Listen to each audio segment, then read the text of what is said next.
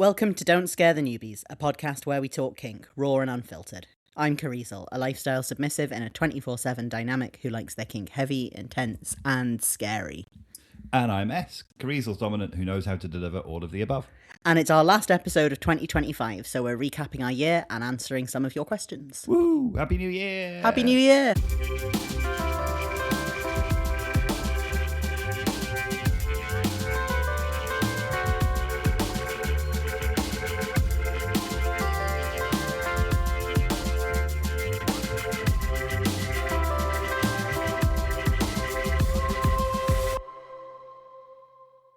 So before we dive into the episode, some people may notice we sound a little more crispy, a little clearer.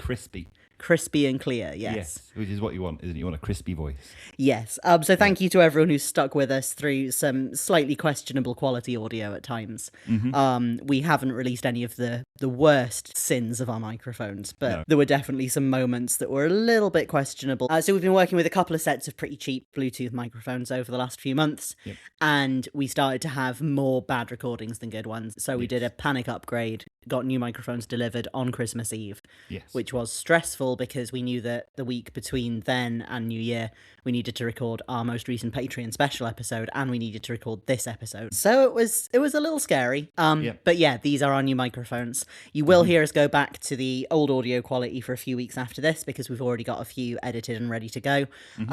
But from the first week of February, these will be the microphones you hear full time. And hopefully this is an improvement then. Yeah. Right, so now that we've got all of that out of the way, should we dive in? Yes, Mix. So as this is our New Year episode, general theme of looking back over the year at all of the cool stuff that we've done, starting with some not New Year's resolutions that I made at the start of 2025, but some kind of kinky intentions that I had set.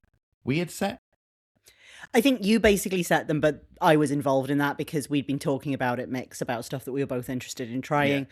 There's obviously all the stuff we talk about in our check-ins and things like that. It probably shaped what you wanted to focus on. Yeah. I didn't set any official intentions or New Year's resolutions, apart from that I sort of set myself a gentle goal to start replying to my comments on TikTok a bit more often, which I think I've done. Nice. Yes, you have. You've done a very good job of that. You should be proud of yourself. Thank you. I get very overwhelmed by notifications, which is ridiculous. It doesn't have to be if people are saying anything nasty. It's literally just, oh God, there's too many notifications, I'm putting my phone down. Yeah.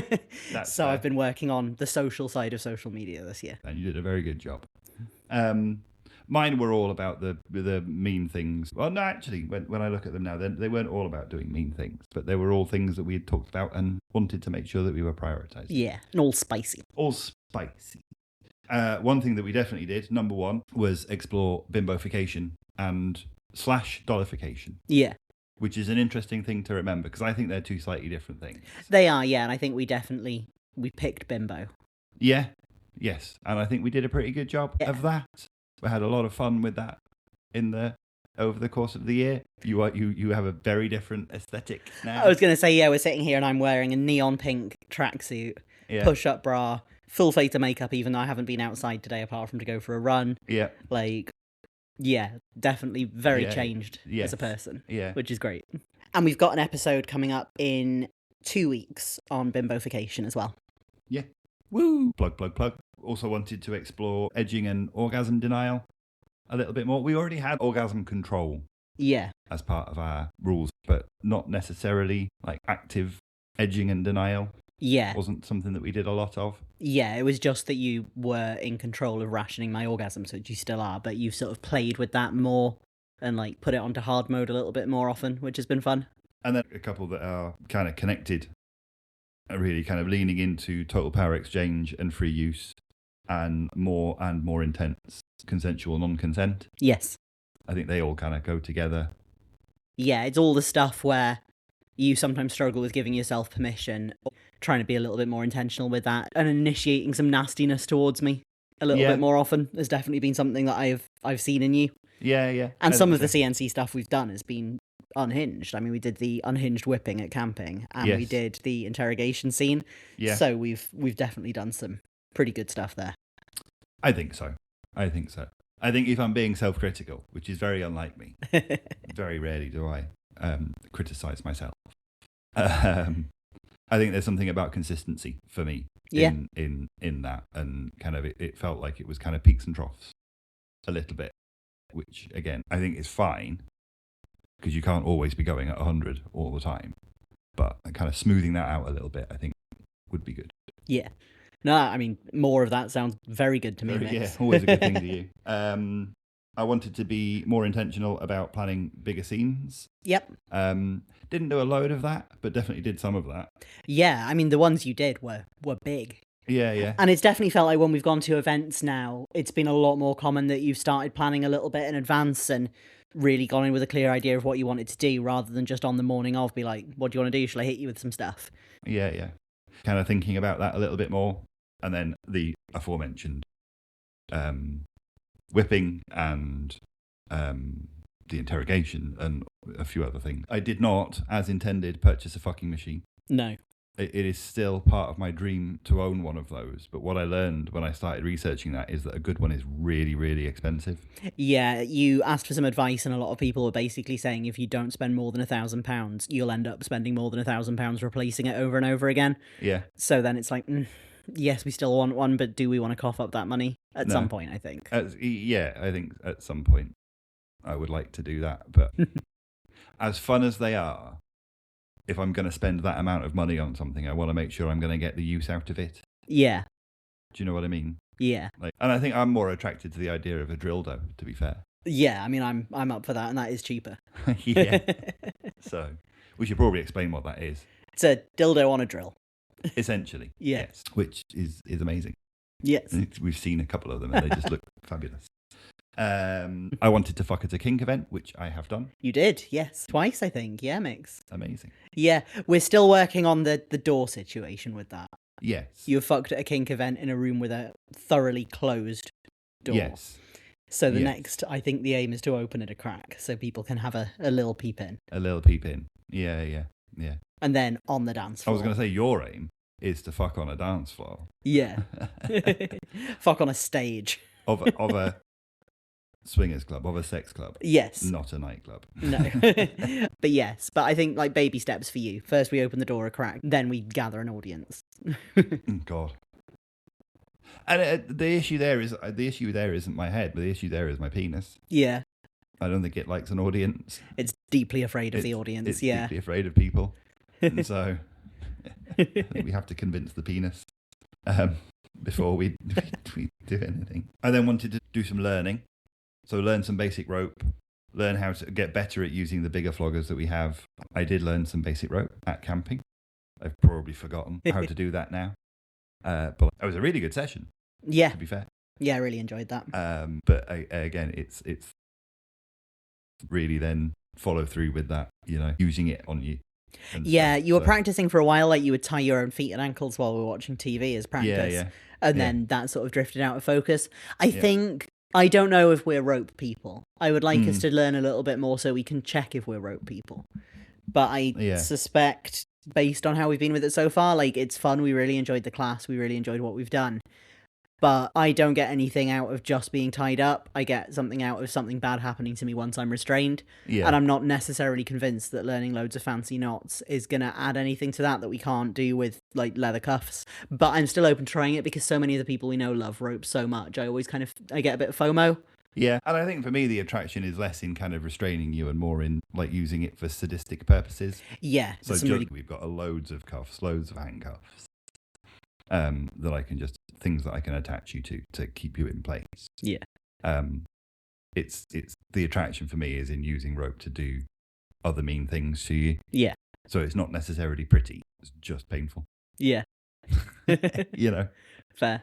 But I feel like there's a lot of learning to get to the point where you can do that well and do it safely. Yeah. And do it effectively. Yeah. And I suspect that might be why I'm not a rope person. Yeah. I wanted to be more present in kink community, so make some more friends, work on approaching people for play. And I don't know how I did with that one. I think it's been a funny year. So there's been a couple of people that you started sort of negotiating for play with, and then just practicalities meant that it hasn't come about. Yeah. But I think you've definitely got more comfortable with having those conversations. I think we have definitely been to a lot of different events and done a lot of things that really like make us feel the value of community. But at the same time as that, we've taken sort of a half step back from some of the local events just because we were finding that some of the local play events weren't meeting our needs. Yeah. And that has, for me at least, made me feel a little bit less connected to some of the local community just because we see them a bit less often. Yeah. It's just been a change in vibe. Different. Yeah. And related to that, we set ourselves 3 venues that are outside of our local area. Yep. That we wanted to go to, and we've done 2 of them.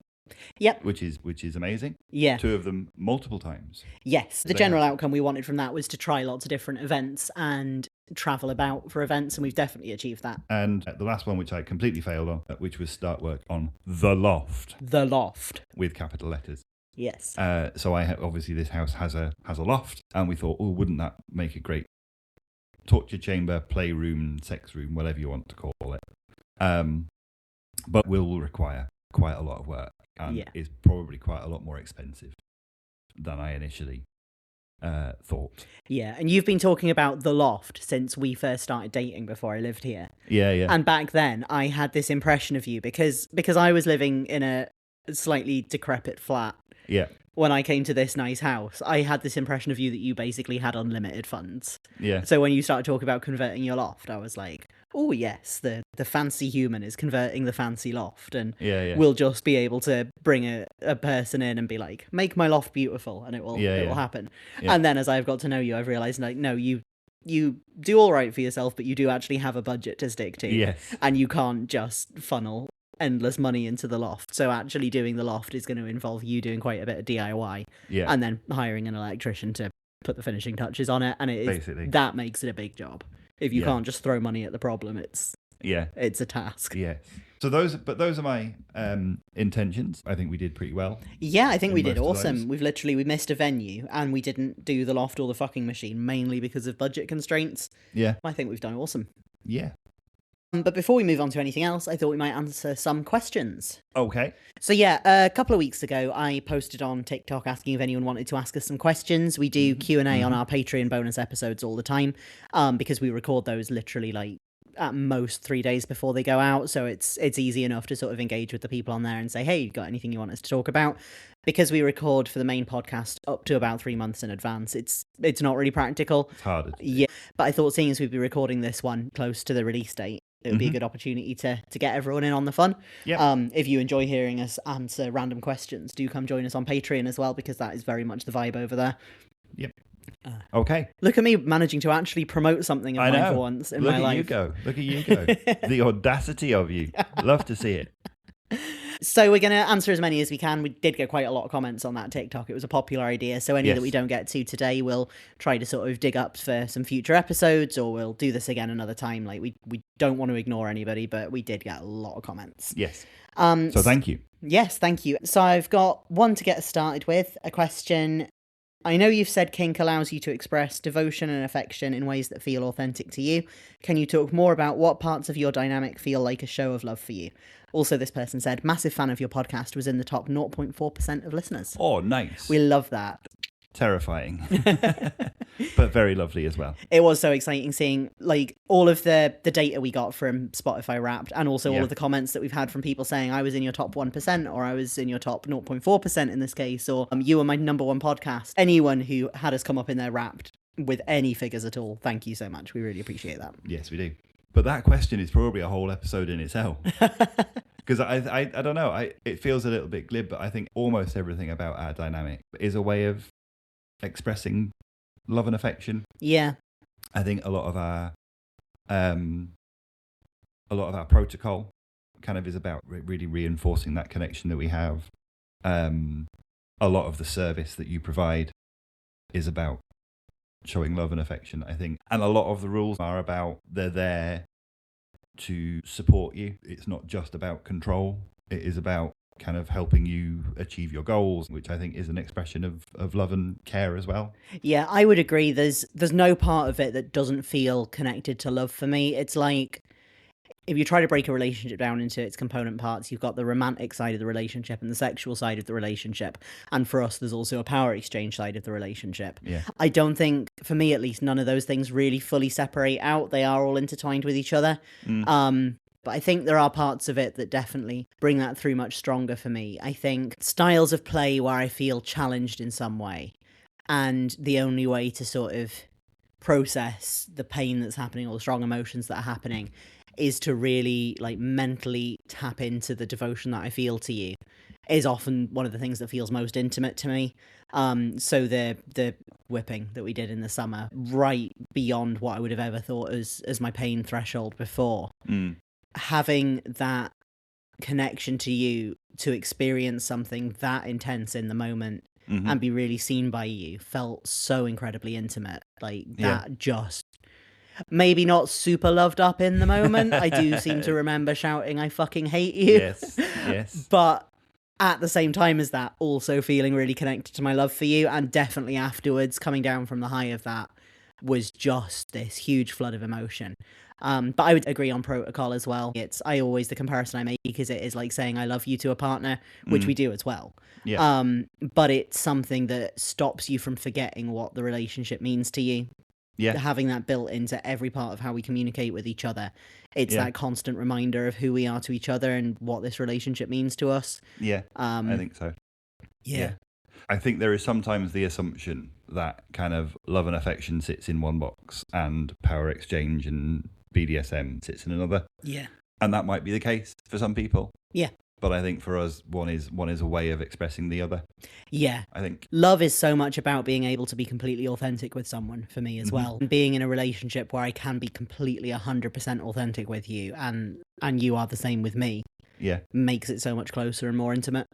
And power exchange is a big part of that, because that's part of what we both authentically want and need. No, I agree.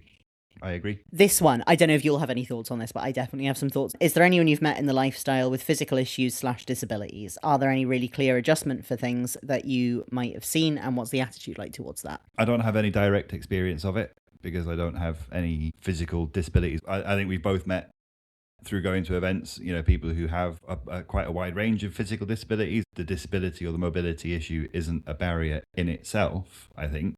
I think the way that those people do kink will be adjusted to the way that they need to keep themselves safe and well. The biggest challenge that people face is access. And that's nothing to do with being allowed into the space or being welcomed into the space. It is about physically getting into the building. We have very limited choices of venues for play events, at least, and even in some areas, even for munches. I know that the munches that run in the northeast, a lot of organisers are really keen to have their events be fully accessible. But both Newcastle and Durham, there are a lot of historic buildings that are not accessible. And finding like cafes, bars, things like that don't have any steps anywhere. Really tricky. So they do their best, but that's an issue. And then for play events, you're generally limited to like swinging clubs and private hire dungeons and other specialised venues where you might have one in a county. And if that one isn't accessible, then it isn't accessible. I would say the attitudes to it that I've encountered have all been very positive, though. As you say, we meet a lot of disabled people in kink spaces, and all of the people I've met who run events genuinely want to do everything they can to make them as accessible as possible. I know that there's a play venue near us that is working on changing where the play spaces are, because currently their entire ground floor is social spaces only, and all the play spaces are either up or downstairs, and they're now adding a play space to the ground floor, which is a really great step in the right direction. I've had quite a lot of experience as well of adapting play within a relationship specifically for disability. I have a chronic illness, and for a period of time when I was with my ex, that had a lot more of an impact on how I could play and particularly how I could have sex. And my ex-partner also has permanent damage from a spinal injury, and she's got arthritis. So like all of our toys when we were together, if they didn't have a comfortable handle to hold, I made like padded handles for her for the toys so that she could use them. I think the most important thing is having really good, clear communication about it, being comfortable to really talk about the limitations of your body and being honest with yourself about that and to another person, and figuring out what you can do around that. There were times with my ex-partner where she really just physically couldn't, beat me for an hour straight. That was more than her body was going to be capable of. So it was like, okay, if we know this is going to be a shorter scene, how do we get like the most value for the time? Kind of go for like the favorite things first, maybe not too much of a warm-up, like negotiating that between us to make sure that we both got what we needed out of it. Yeah. I think this is probably fairly brief, but it's a really important one. I obviously understand why you call them your partner, but since you're in a power exchange relationship with them, should you not just refer to them as mix? Is partner more of an equal term? And then they said, does this make sense? Yes, it does make sense. Definitely makes sense, It definitely makes sense. It's a really good question. Yeah. Part of why I tend to refer to you as my partner on TikTok, just as a practical thing, is the For You page. People might never have seen any of my content before and they have no fucking idea who Mix is. Yeah. So if I say this is a video about my relationship with my partner, it's like, okay, I have the context. But I do call you my partner in other contexts as well. Yeah. Because to me, it is a partnership. It is an equal relationship where we have created an imbalance of power, authority, a lot of things. But what we approach it as is a collaboration between two people who are equally valuable, whose needs are equally important, and whose voices both need to be heard. Yep. Complete foundation of equality. And then what we have created is what meets both of our needs equally. So my need is to be treated like a piece of property and a fleshlight and various other terrible things. Domestic servant. Yeah. And your need is to have an opportunity to feel power and experience control and those kind of things. So the meeting of each other's needs is completely equally balanced. So I think it is important to remember it's a partnership. It's not sort of literal slavery. It's not literal ownership of an object. It's two people coming together to create a very alternative relationship style that suits them both. Yeah.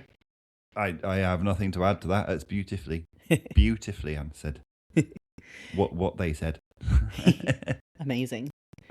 And this is one that probably we can talk about fairly briefly as well, but I thought was an interesting one. I think you mentioned once how you enjoy feeling inferior to your partner. This is obviously addressed to me, not you. Mm-hmm. Does this require you to date someone who you find objectively superior to you, success-wise, financially, socially, or is it just an innate feeling you could have with any partner? It's a really interesting question. It is, yeah, because I think like there's difference between feeling inferior and believing myself to be inferior. That's really important. Mm-hmm. So I don't think I am of less value as a human being to you. Yeah. It's a very subtle distinction, but there is a real clear line to me. Yeah. Where I don't sort of spend my life thinking like, oh, I'm not good enough for this person. I mean, I do occasionally because I'm mentally ill, but you know, on a general basis, like I don't spend my time thinking I'm not good enough for you or those kind of feelings of inferiority. Yeah. It's more about a little bit of elevating you artificially onto a pedestal. Yeah. Because that feels good to both of us. So creating that by things like positioning me on the floor or, you know, the sort of lack of dignity that comes with me having to ask permission to use the toilet creates that feeling without the insecurity that would come with it. So I definitely don't feel that I need to date someone who is inherently superior to me. I don't think I actually believe any person is inherently superior to another person. I was gonna say that. I think the really interesting thing in that question is that phrase objectively superior. Yeah. And I was like, well, doesn't matter what house I live in, doesn't matter what my salary is or where I was born or who my family is or anything. It doesn't make me. Yeah. Doesn't make me superior. Actually, the superiority and the inferiority is built into our dynamic because that's what we're choosing. Yeah, it's in the roles, not in who we are as people. Yeah. None of that has ever been a factor. Yeah. In my relationship with you, it's about, do we fit well together? Do we treat each other well? Mm-hmm. Do we have the compatibility to form this kind of relationship? Which we do. Yeah. Good. So I'm going to talk a little bit about what we did in the first quarter of the year, January to March, some of the highlights then. Yeah, we decided against doing it month by month because this would be a 3-day episode. Yeah. But there were some really big highlights in the first part of the year. A big one for me was getting sterilised in January. Woo! I realised the other day I got sterilised on the 30th of January. Yes. And then this coming 30th of January, I'm having cosmetic surgery. Yeah. So it's just a thing now, the 30th of January. 30th of January is surgery day. The surgery day, yeah. I wonder what I'll be getting done in 2027. Maybe our listeners should vote. Something on the NHS. Given how much the upcoming operation is costing. No, that's fair. Well, people, like, when they debate about like free healthcare in America, they always say, like, if surgery was free, people would just get free surgery for no reason. Yeah. I'm going to prove that point. Just go to the GP, like, can I get like the fingertip amputated or something? Yeah. Just because I pay my taxes and I deserve it. Yeah. Can I have my appendix out? Just because, just in case. Yeah. So yeah, no, that was a highlight of January for me. I mean, it was a rough few days afterwards. It was very painful, but like, this is something I've written about on the blog. It was really important to me because contraception has been a challenge my whole life. Everything I've taken has given me really bad side effects. I'm really, really unlucky with it. You know, hormonal contraception does cause side effects for a lot of people, but for me, I just seem to get the worst of it every single time, no matter what. Yeah. And always having that tension between either I have to put myself through that or I have to rely on another person to protect me from pregnancy, like relying on a partner using a condom. And yeah, I don't like condoms, but even if I did, I don't like having my health in someone else's hands like that anyway. So I was really relieved to get approved for that, and then I waited 2 years to get it done, and that came around in January, and that was incredible. Yay. And you were amazing looking after me as well. You were so lovely. Well, of course. I know you always I always try to compliment you, and you're like, but anyone would do that. It's like, no, you are exceptionally good at it. No, take the win. I cared for my partner after they had a major operation. That is basic basic shit. But you're very good at, like, not just the practical stuff of taking care of me, but also making me chill out and be taken care of. Yeah. Because I really struggle with letting anyone take care of me. And if I'm really not capable of doing something for myself, I will relentlessly apologize every time I ask for help. It's like, I'm so sorry to ask. I know it's a huge, massive favor, but please, could you get me a glass of water? And it's like, you're just like, yes, but stop apologizing for that. That's a completely reasonable thing to ask. Yeah. And you're good at breaking through that particular circuit of crazy that goes around my head, which I appreciate. Yeah. Of course. What else did we do? Well, it was my birthday in February, Mix. It's your birthday every February. It is. That's true. Yes. So we had a trip to Birmingham for my birthday. We did. There is a really good venue there for kink events, and a really good event that runs there that we particularly like. Yes. So we went down there for my birthday, and we played like 3 or 4 times at that event. We really went for it for my birthday. Yeah, we did loads, didn't we? Which was particularly impressive given that I was 2 weeks after my operation then. Yeah. Yeah. That is true.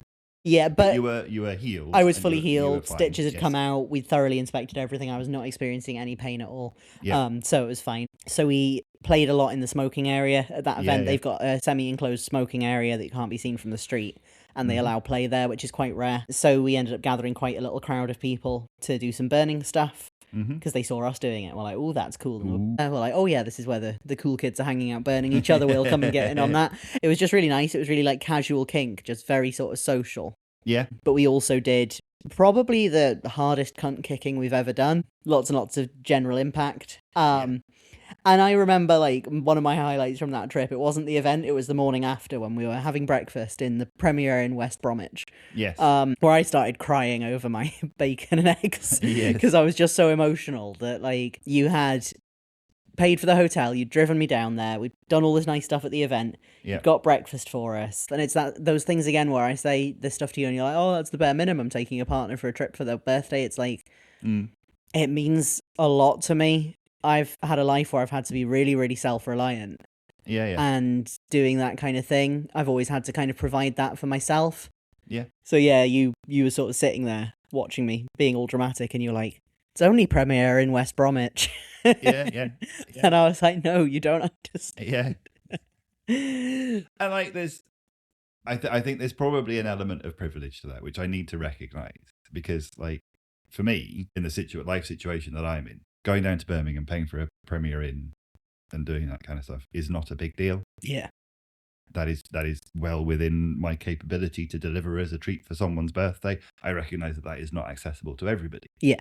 But the principle is the same. It's like, yeah, of course I'm going to do that stuff for you because you're my partner. Yeah. And I love you and I want you to have a nice time. There was a little bit of me going, it's not that fancy. Like Premier Inns are nice, but there's a Premier Inn. I know. And it's not about the fanciness. It's about like the consideration and the care and the fact that you break through my walls enough to let someone do nice things for me. spend money on me, take me places, Mm-hmm. physically take care of me when I'm sick, all of that stuff is really, really hard for me to accept. The issue is that I have always felt the need to provide everything for myself and be completely self-reliant because I don't trust that anything good won't be taken away.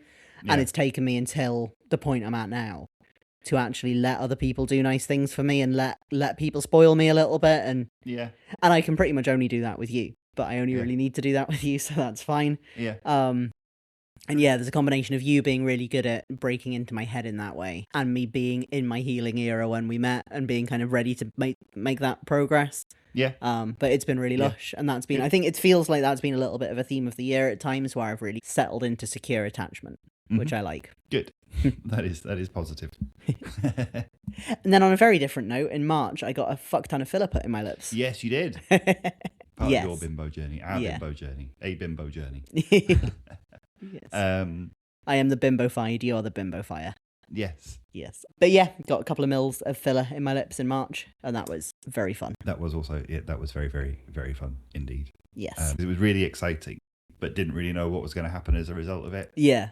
And then as soon as you got it, and as soon as it settled in, I was like, let's put some more in there. Yeah. I really enjoyed like how you reacted to the first time I sucked your dick with it as well. But I had no idea, because I have no idea what it feels like to get your dick sucked anyway. I lack the facilities for that. And I didn't know whether it would feel better, whether it would feel less good, whether it would feel about the same.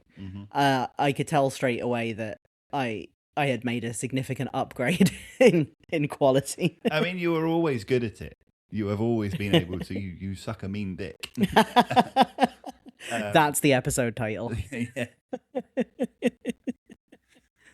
But what I was really surprised by with that was, because we said we talk about using you as a fleshlight, and we talked about why we want you to have lip fillers is so that we have a fleshlight on your face kind of thing. And I think in my head that was just words. Until I put my dick in your mouth, and because it's quite firm, that's exactly how it felt. So it was really good. I was like, let's do more of that. So fun times. Fun times. So it's not that you became good at it. It was even better. It was building on the skills you already had. Thank you. So should we have some more questions, Mix? Yes. Oh, this is a good one. So this is very much a question for you. Ooh. Is pain tolerance something you feel can be developed, or is it set? Ooh.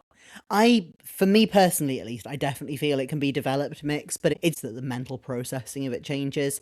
Pain is very much in the head. Like, a lot of what we think of as pain is actually fear. It's like, what if this feeling lasts forever? What if this feeling is damage being caused to my body?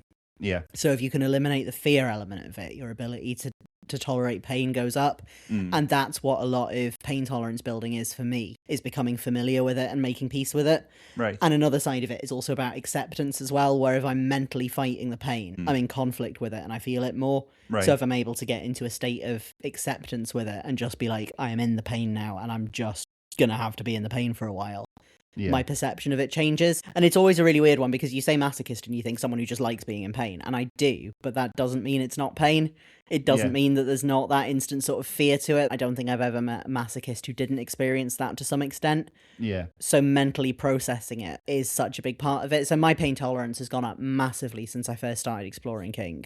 And at the same time, it can also go down if we don't do impact for a while. I always find impact a little bit harder. Headspace can have an impact. Like, who I'm playing with makes a massive difference. So like when we first started playing together, you would kind of hit my pain limit quite often. And then we reached a point where that just wasn't happening anymore. And it's not because you weren't hitting me as hard. It's because I'd got comfortable enough with you to not have that fear response as much. So yeah, it can move in both directions, but I definitely believe it can be developed. I think developing your pain tolerance just for the sake of it isn't necessarily a good goal to have, because aside from anything else, it makes you harder to play with. Like, it's more work if someone's got a high pain threshold. But if you do want to develop it, gradually ramping things up and working on not just the increasing pain, but also increasing your skill at processing it. So trying like breathing exercises, experimenting with whether holding yourself still and being disciplined is a better way to process it, or wiggling and kicking and struggling is a better way to process it, because everyone's different.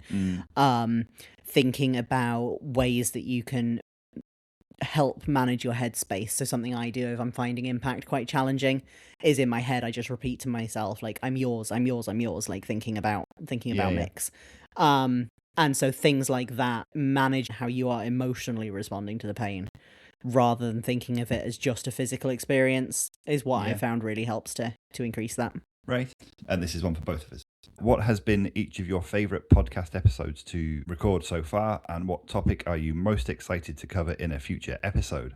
Spoilers. Ooh, yes. Do you want to go first? Yeah, Mix. I was trying to think. I think Unhinged Pussy Witchcraft, I think, was my favourite episode that we recorded, which was the one that was about sex. I particularly enjoyed it because I got to, like, interrogate you about how you're so good in bed, which like made you uncomfortable, but in a way that I think is good for you. That's a good discomfort to sit in, to learn to have a little bit of ego about some of the skills that you have. I was proud of the structuring of that one, where it felt like it covered a mix of sort of fun topics and like some quite serious stuff. Like we had a really good talk about sexual function issues that I think was just a conversation that people don't have often enough. No one has it enough, and it was nice to give that some serious conversation.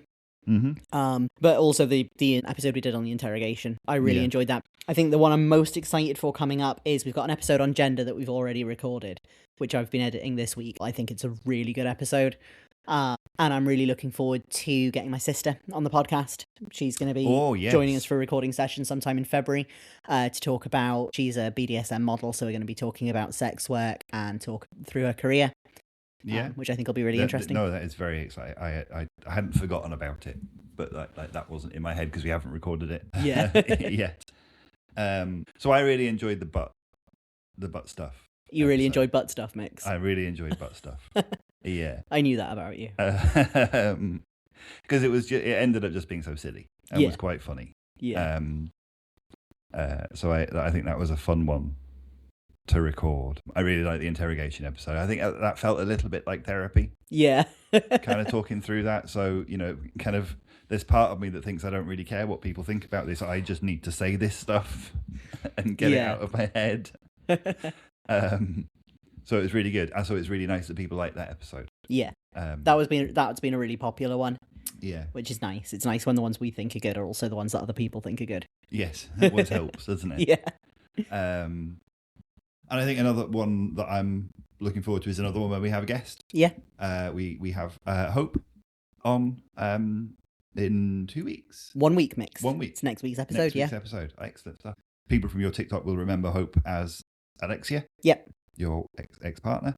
So we got Hope on to talk about how you deal with breakups in DS Dynamics and a whole bunch of other stuff as well. And it was just a dead interesting episode to be a part of. So I'm excited for people to hear that. Yeah. No, I really enjoyed getting Hope on to talk about breakups. There was something slightly insane about getting my ex to sit down with me and my partner to talk about DS breakups, but it's the kind of insane that works in our friend group, and it was just it was great. So hopefully people will enjoy that one. Hopefully. See what I did. Shall we continue with our review of the year? Oh, yes, Mix. We are up to quarter 2 in all good corporate style. So April to June. So a couple of things that happened in that period, very exciting. We set up the surveillance cameras around the house. Yes. We have 3 of them now, one in the bedroom, one in the living room, one in the kitchen, for an extra level of control and an extra way of consensually stripping away privacy and dignity for you. Yeah. I love it. Which has been great fun. And I sometimes feel like I haven't fully taken advantage of that. It took me a while to get into the habit of doing that. But I have enjoyed just randomly watching you when you don't know. Yeah. Just seeing what you're up to.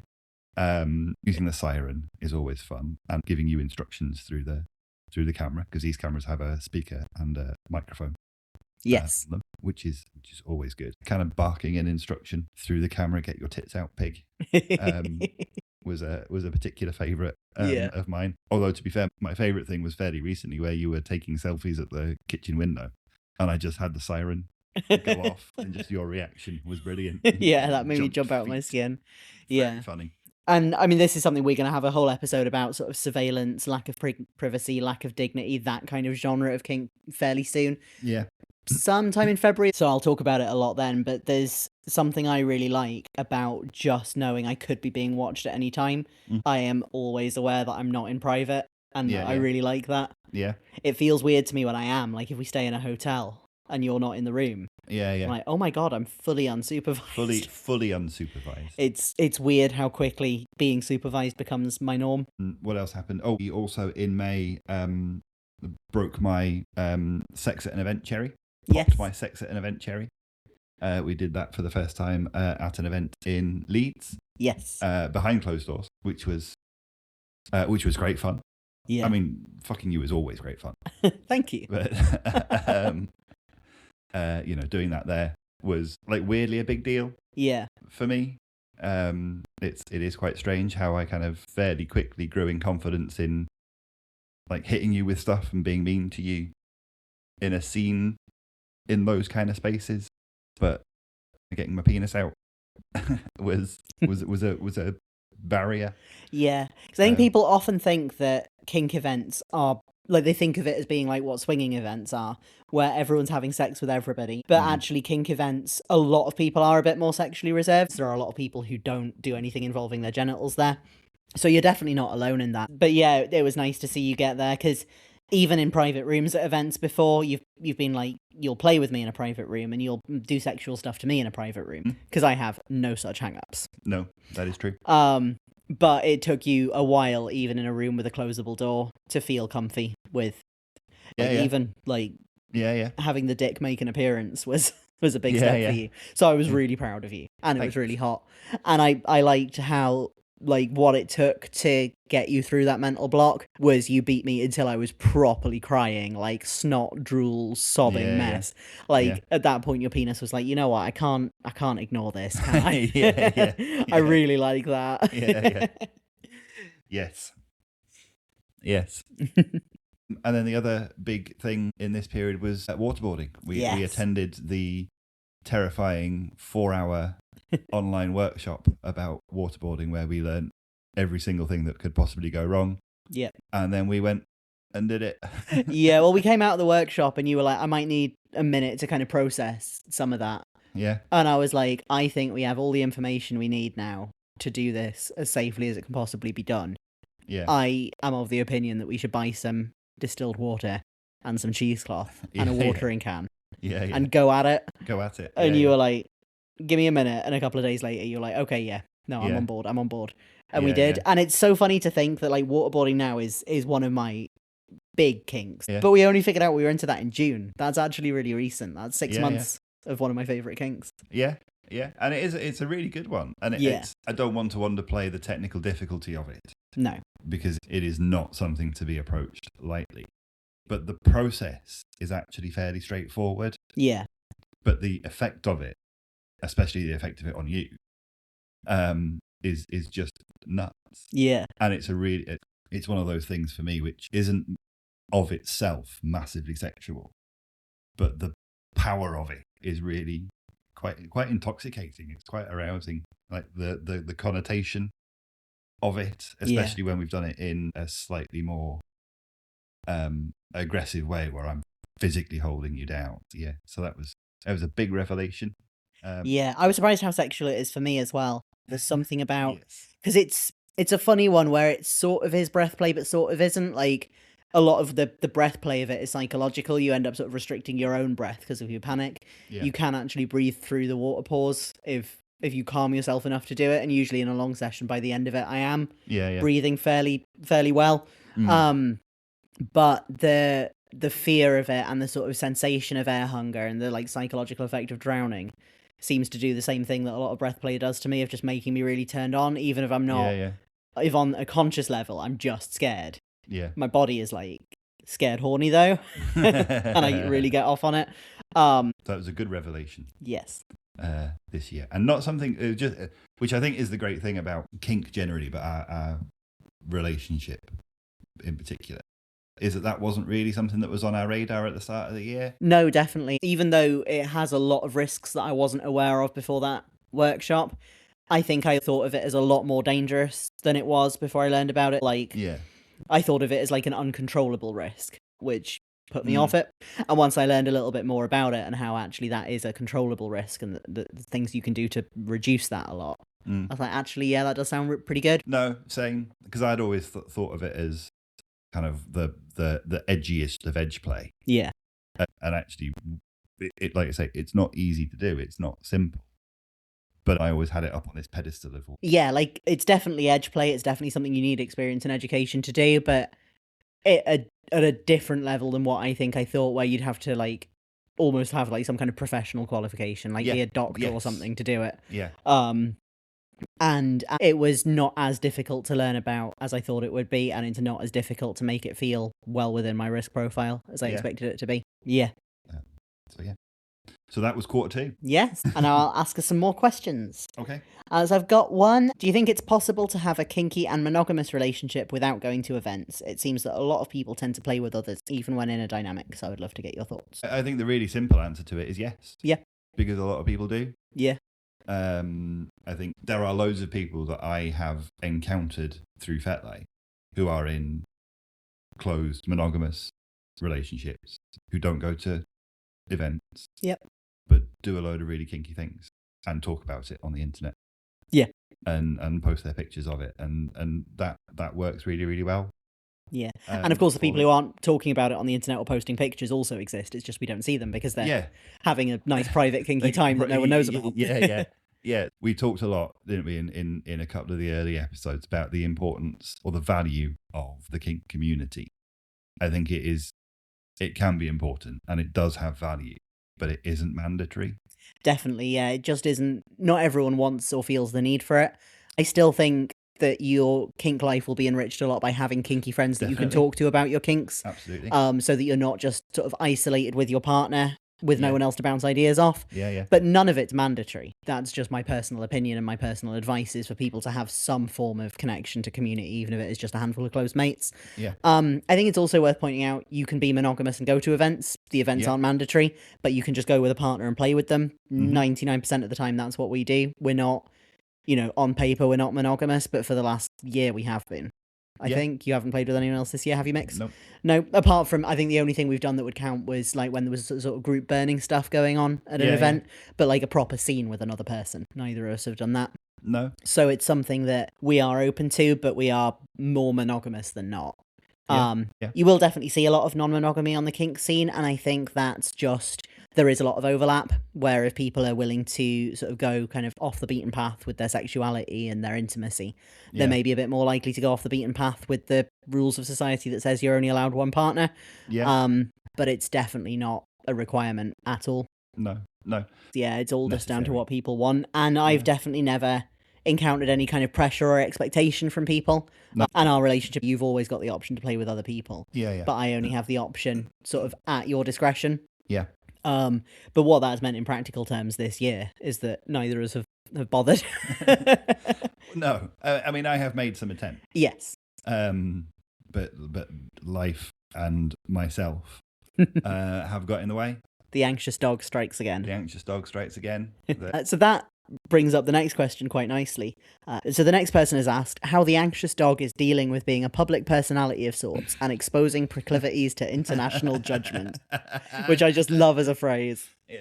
How are you coping with exposing your proclivities to international judgment, Mix? I think there's two bits of that I really like. A public figure of sorts. Yes. Which does sound a little bit shady. A public figure of sorts. Yeah, with your little podcast. And exposing my proclivities to international judgment, I just think is wonderful. Yeah, I love it. I am learning to cope with it. Yeah. I think I am probably trying to embody the lesson that you have taught me about the data. Yeah. So when we first got together, you were telling me about your TikTok and the number of followers that you have and the number of likes that you have. And I just couldn't get my head around it. And I was like, how do you cope knowing that many people are kind of observing you? That just blew my mind. But what you said was, at a certain point, it stops becoming people and it just becomes a score. Yeah. It becomes points. Yeah. Kind of, so because you can't imagine that number of people. No, like the comments are people. I'm like, now I'm interacting with a person. Yeah. But if one of my videos has got 100,000 views, I'm not picturing what a crowd of 100,000 people looks like. I tried to in the early days, and it just hurts my brain. So I stopped thinking about it. And that's how you kind of normalize it. Yeah. So I'm kind of trying to take that on board. We're talking about lower numbers, but I'm trying to take that kind of approach to it. Yeah. But also the positive feedback that people are given. Yeah. Has been helpful as well, because I came into this. I came into this doing it. I came into this doing it because you wanted to do a podcast and you needed a co-host. So it was that little bit of, all right, fine, I'll give it a go. But not really sure whether I would be any good at it, not thinking I would be very interesting or people would like what I had to say or anything like that. And people have been quite kind about it. Yeah. Been very kind. Because you are good at it. That is the reason. which has been nice. Yeah. So I'm enjoying doing it. And I try not to think about being perceived. Fair. Which I think helps with the enjoying doing it. This feels like a good one, seeing as we are off to see your family tomorrow. Okay, nice. Or 3 days ago for the people listening to this. How do both of your families feel about your relationship and power dynamic? Do you find at family events or meals people notice the dynamic, or in public at all? This person also said, find your videos really interesting as someone who doesn't participate in your lifestyle. Thank you. Nice. So my family is interesting. I'm not in contact with quite a large amount of my family. There's some family members I speak to, but we are quite a small family to start with. However, when I first started exploring kink, there was a bigger part of the family that I was in touch with, and everyone that was in my family, that is in my family, I made aware of it. I've been really open about being kinky from the start. Mm-hmm. I thought it was important for me not to give that like a secret that had power over me. I didn't want to have the experience of being outed or being afraid of being outed or having my family misread the situation and think I was being abused, all of this stuff. So I just got it out there, and it was never an issue. The people I don't speak to in my family, that is not the reason for it. There was no big dramas about me being kinky. I have at least one member of my family who is also kinky in quite a similar way to me, which helps. That's my sister. She's someone that I can talk pretty openly about kink to, and she talks pretty openly to me. And same with friends. Like it's not a secret at all with anyone. But I know your experience of that is a little bit different, isn't it, Mix? Yeah, my experience of that is almost the complete opposite, I suppose, because I am quite a private person and we are quite a private family. Yeah. We are all scattered around the country. We're not kind of in each other's lives on a daily basis. And it's just not a conversation that I've had with them, because I don't think it's something that they necessarily need to know. Yeah. It's if it comes up, we'll have a conversation about it, which is my approach generally. Yeah. Kind of, I like to think that they would be kind of fairly open-minded if that came up. You know what I always say, like, kink does tend to run in families, so yes, they'd probably be like, oh, finally you're out as well. Yeah, you're not the black sheep anymore. But like we don't go out of our way to massively hide it, I suppose. We adjust protocol a little bit when we go to my mum's. Yeah. But you wear your collar. Yeah. All the time. And if you know what it is, you know what it is. And the story that I've told on this very podcast, where my work colleagues kind of outed us, I suppose, because one of them reached across the table and got it shouted, "Is that a slave collar?" in front of my entire team. Yeah. Which led to some conversations and was, I think, was pretty positive. You still have a job, I still have a job. They still talk to me. So I'm guessing the outcome of that was positive. Yeah. But yeah, I'm quite a private person, they say. With their sex podcast. With their kink podcast. Yeah. And that feels comfortable. Yeah. For me. I think we'll move on to the next section, which is me. So we've been calling them quarter 1, quarter 2, quarter 3. They're not, because when you're at work, those are based on the financial year and these are not. But the third quarter that we're talking about is July to September. So July was busy July. Yes. I haven't even put it on the list, but we had Pride, but we also went on our kinky camping trip which we talked about in quite a lot of detail on the episode on 31 Days of Kink, because that fell within that month. Yes, it did. But also July was the 31 Days of Kink month, so we played a lot. Like July was lot of stuff. Busy. We did a lot of stuff. Yeah. But camping was a really special experience, and we're going to be going to kinky camping again in 2026, and I'm really looking forward to that. That is what a good kink event is like for me. Just full immersion. Yeah. Pretty much anything goes. So many people there, like amazing conversations, saw some amazing play, did some amazing play. Yeah. Just came back from that like changed as a person. Yeah. No, I would agree. It was transformative. Yeah. Wasn't it? Being in that little campsite in the middle of Redacted. But also really strange, because at one point I had to go to the local supermarket. Yeah.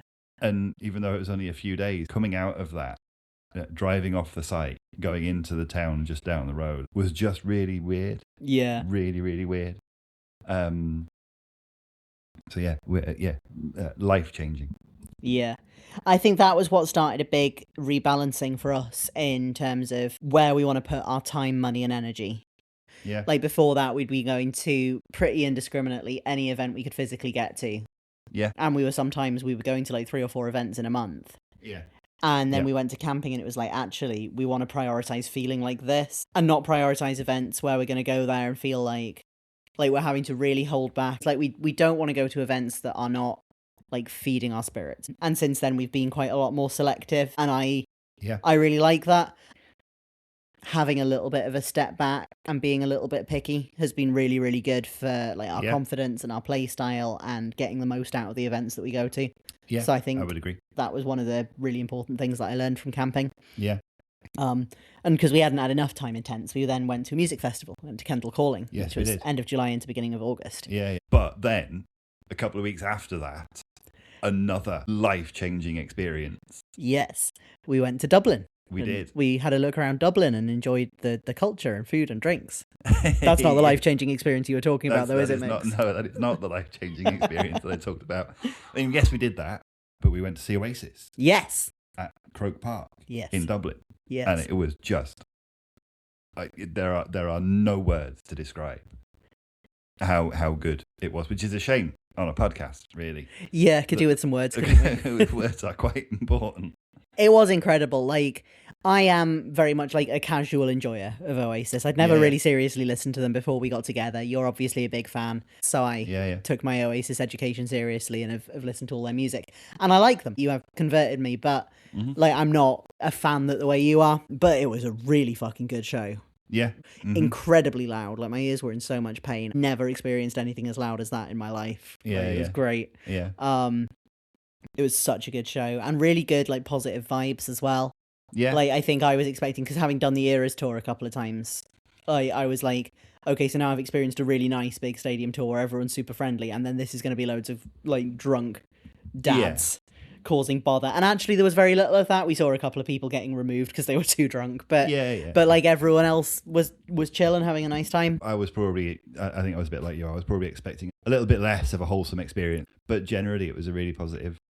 Like when we were walking around the city, like on the day of it, it was a nice, like loads of people just milling about with their Oasis t-shirts and bucket hats and stuff like that. And like the local community really got into it as well. Yeah. There was like walking along to the stadium, there was no end of people with little trestle tables set up, selling bucket hats and bottles of water and stuff like that, which was just nice. But no, they were just beyond what I expected. Yeah. Because you'd been quite nervous, hadn't you, Mix? You were thinking like, what if they just don't have it anymore? No. And they were really good. No, they're really best they've ever sounded live, I think. And I think that part of the nervousness was because I remember what they were like when they broke up. Yeah. And they were shocking.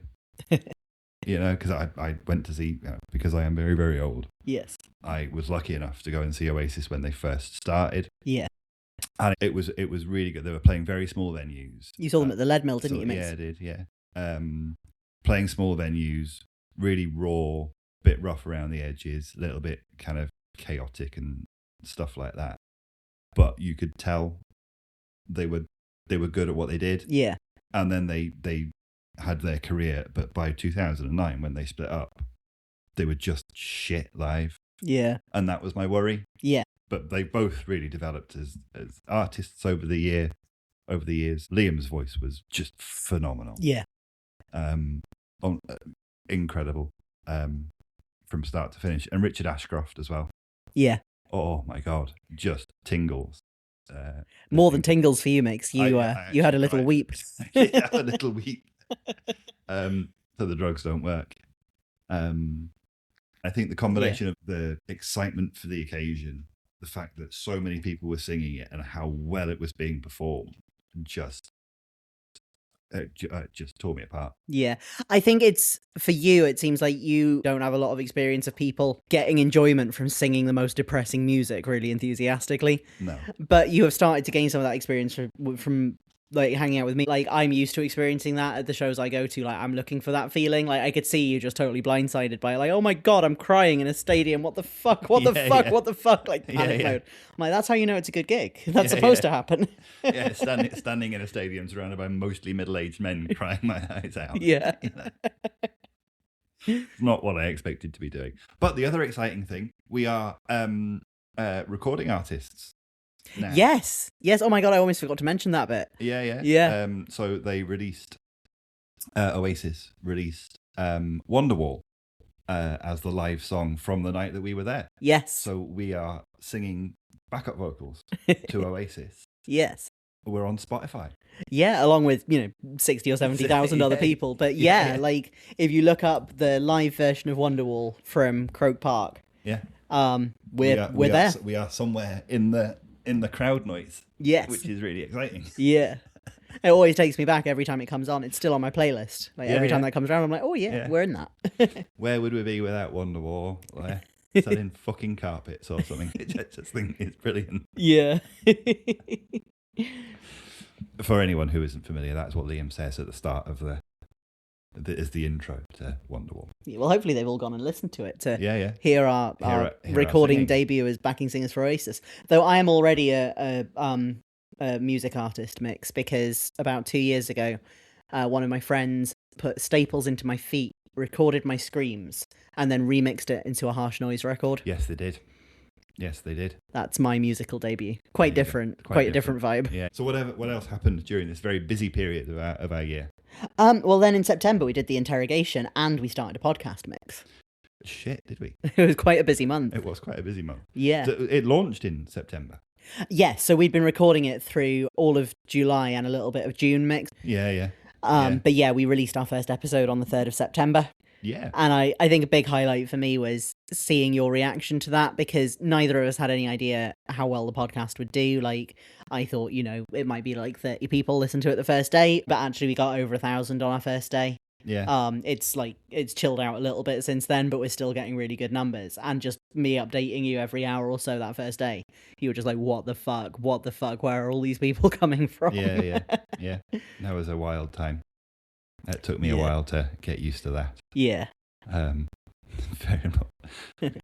And then we did the interrogation. Obviously, we have a full episode on that, which if you haven't heard, I definitely recommend. I agree, it's one of our best ones. Yeah. But I wanted to ask you about that, because when we did the episode on the interrogation, it was obviously only a few days afterwards, and you were still very much processing it. How are you feeling about that scene now with a little bit of distance, Mix? Feeling really good about it. Yeah. To be fair, I think it was a really good scene, and I'm quite proud of both of us for doing it. I came into 2025 wanting to be more intentional about thinking about and designing big scenes. Yep. And I guess it doesn't really get much bigger than that. Yeah. And I think it helped with leaning into my role in the dynamic. Yeah, it was a really good thing to do, and I'm really pleased that we did it.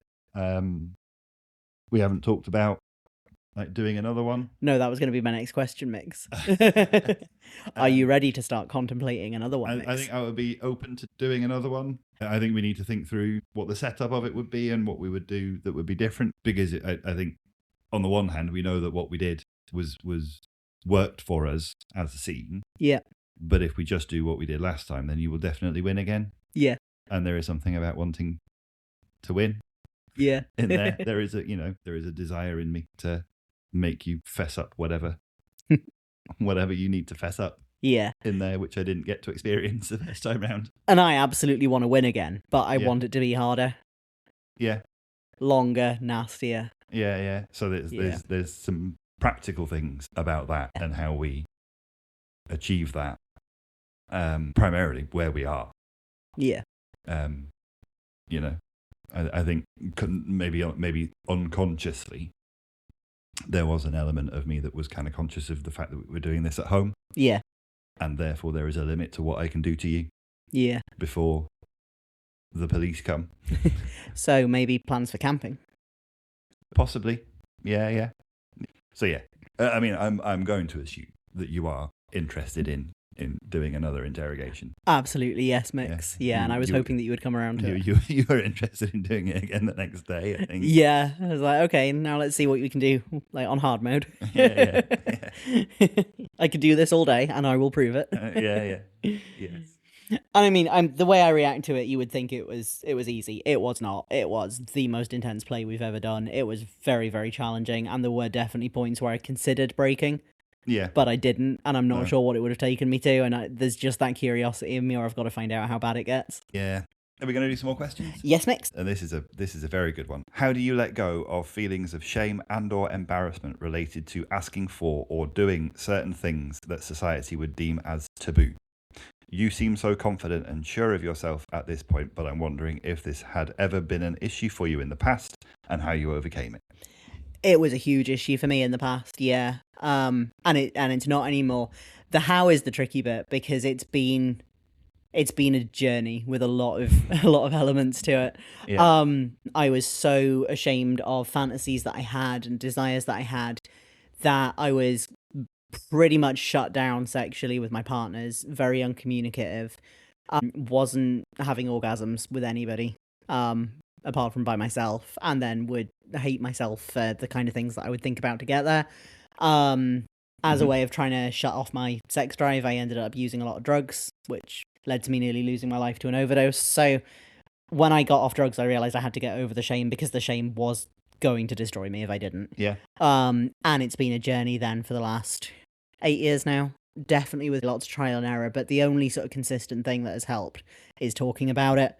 Yeah. Finding people that I trust to share that stuff with and gradually just pulling it out into the light. I think I had to get to that breaking point to deal with it, and I would hope that that isn't the only way to deal with it. But I think the only way out is through it. So a lot of my early experimentation with kink, I was doing it scared and I was doing it ashamed.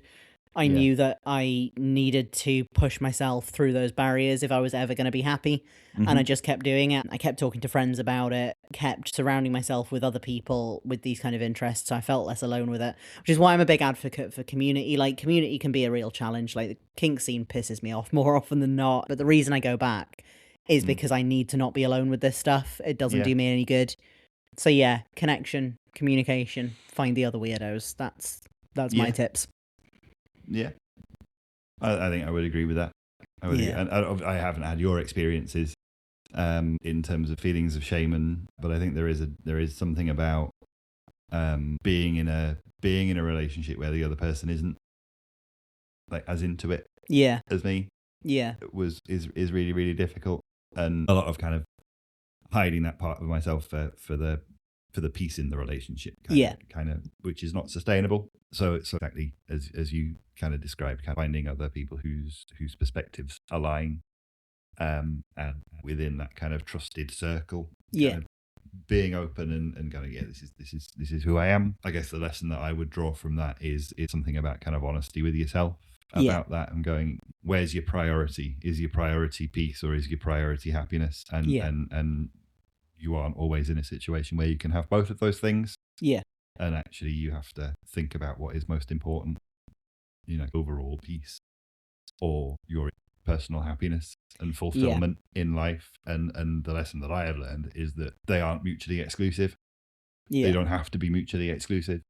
You can find your peace and be happy. But sometimes if you're in that situation, you have to disrupt one in order to achieve the other. Yeah, definitely. I think what you said about being honest with yourself is so important as well, because a lot of the issue for me was that the shame that I was feeling was much more generalized shame about just not feeling good enough, not feeling like I had any worth.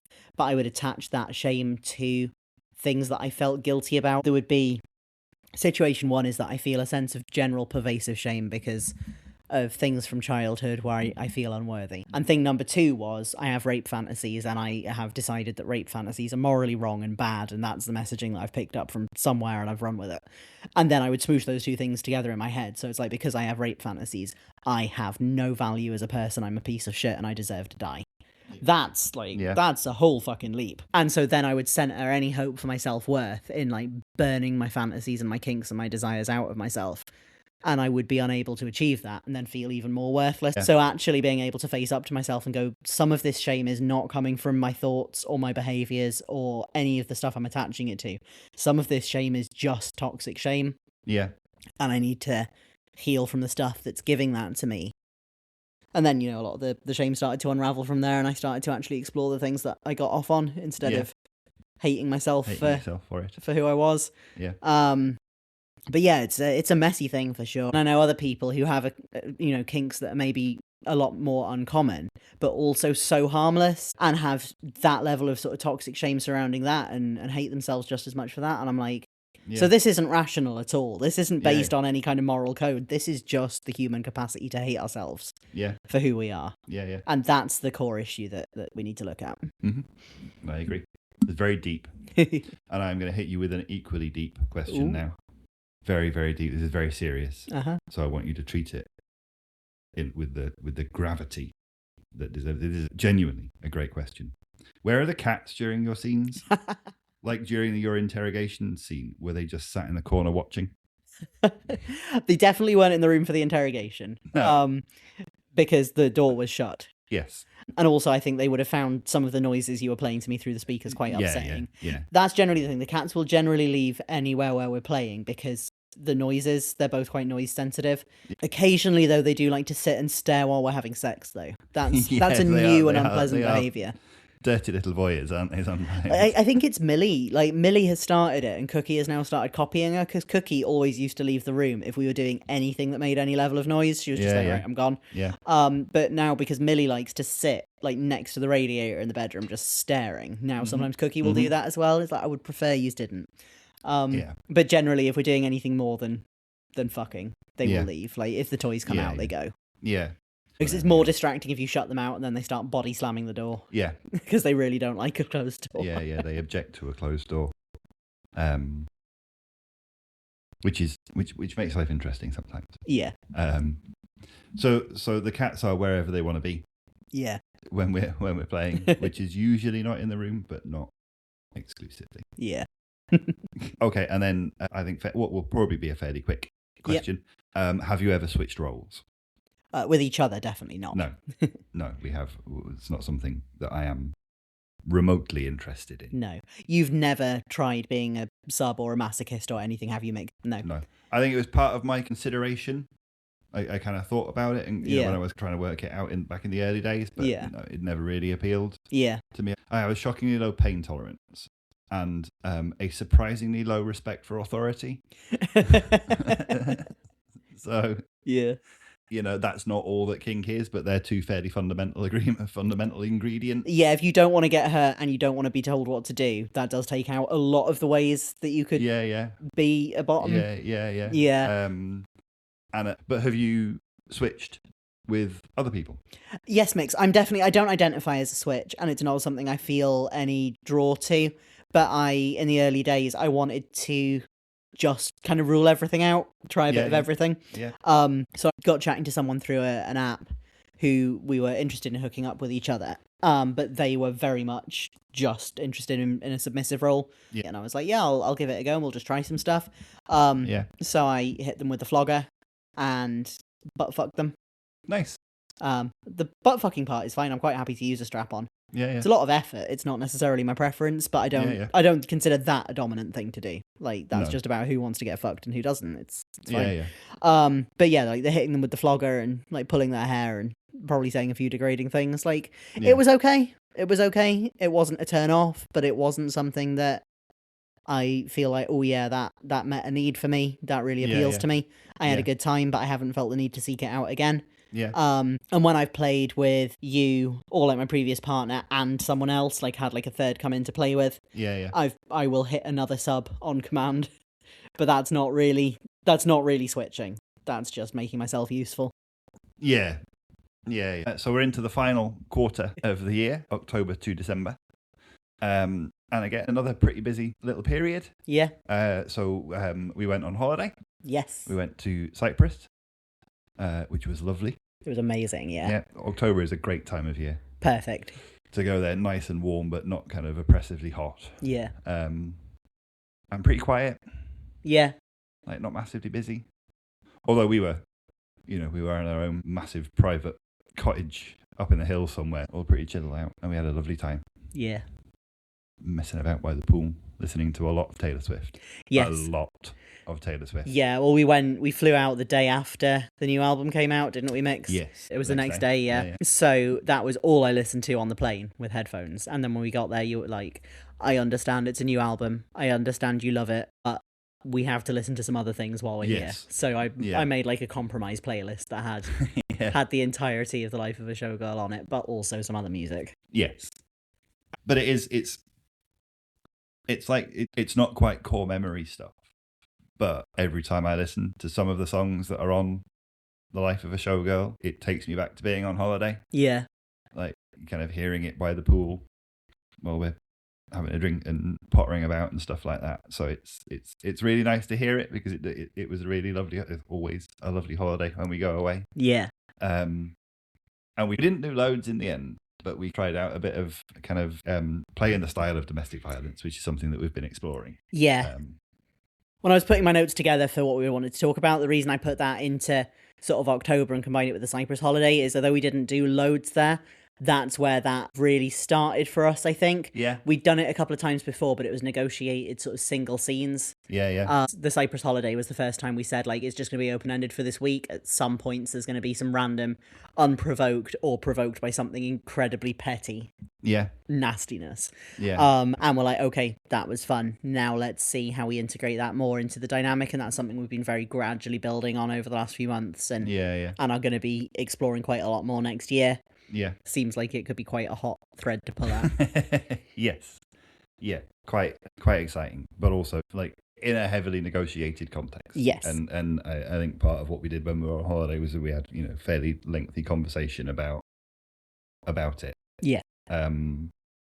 Which we probably should have had before the holiday, I suppose. We did negotiate beforehand as well, to be fair, but I think there were a couple of things we didn't think about in the negotiation. One of them being that I tend to drink quite a lot when I'm on holiday. Yeah. And because what we were talking about doing was quite a low level of physical violence. Yeah.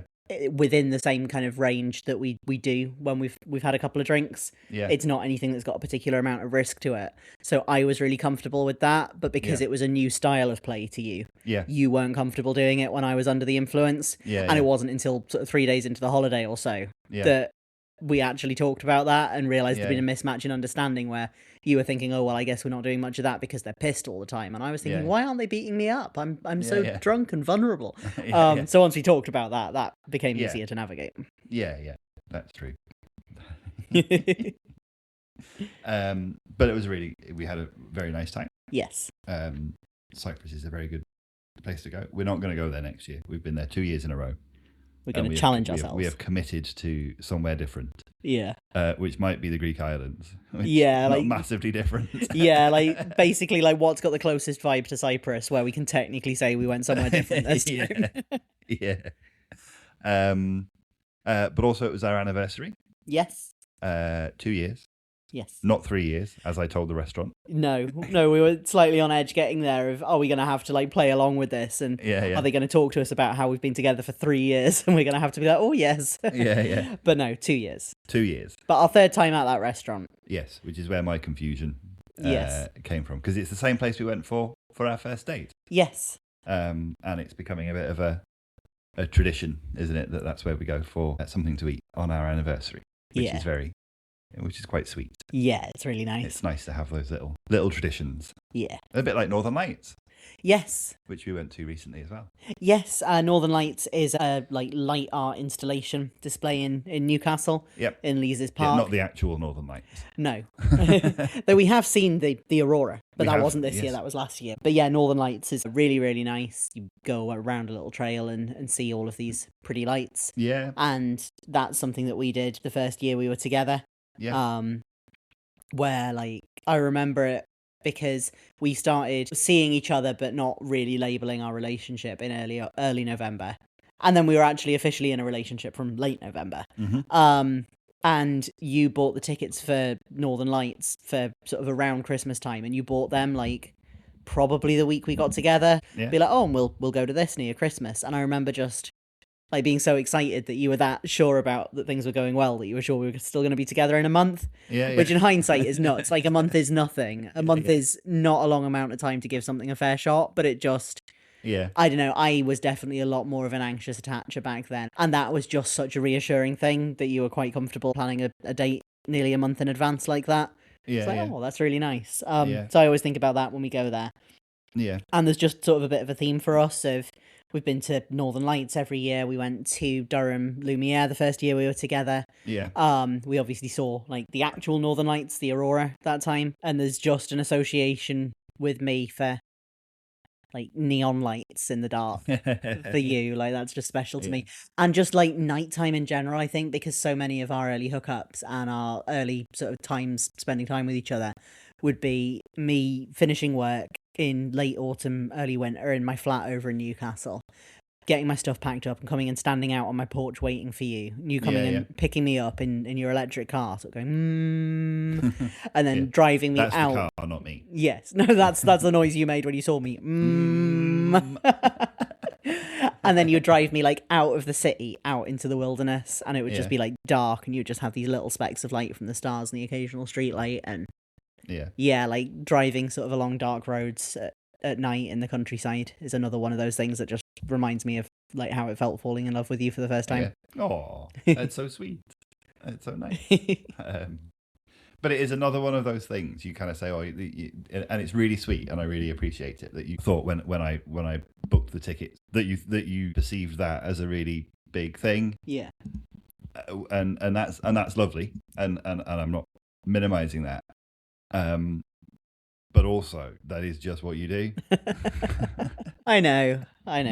What else did we do in this period? We went to a different type of event. Yes. Somewhere in I think not quite Leeds, but a little bit on the Leeds adjacent. Adjacent. And it was different because it was quite a small event. It